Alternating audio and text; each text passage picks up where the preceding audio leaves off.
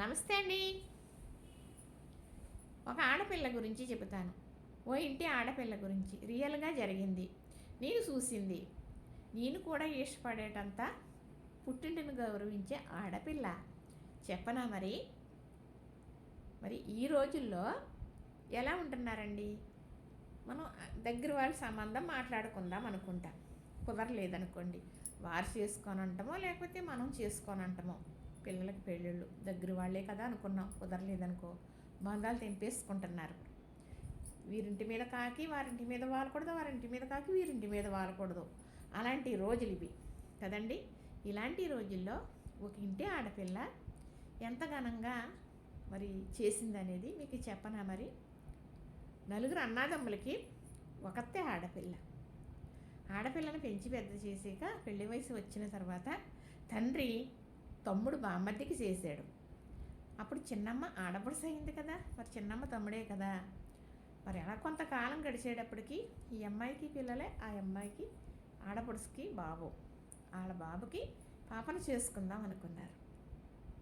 వీళ్ళ పాపని అబ్బాయి ఎవరినో ఇష్టపడుతున్నాడు కదా అని నో చెబితే చిన్నబుచ్చుకోలేదు.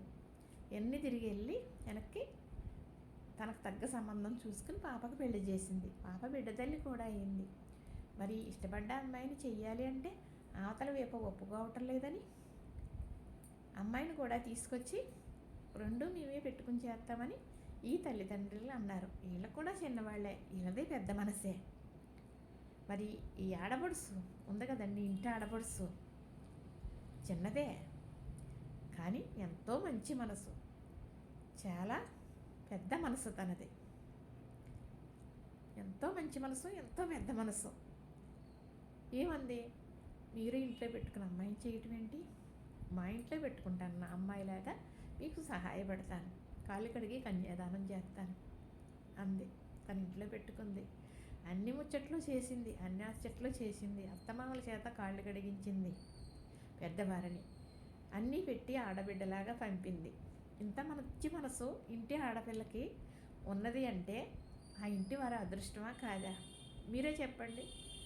తల్లిదండ్రులనే కాదనుకుని నలుగురిలో ఉన్న తల్లిదండ్రులతో మాట్లాడకుండా ఉండే పిల్లలుండే ఈ రోజుల్లో ఇలాంటి అమ్మాయి ఆ ఇంట్లో ఉండటం వారి అదృష్టమే కదండి. అందుకే నాకు కొంచెం వేషగా ఉంది అంటున్నాను.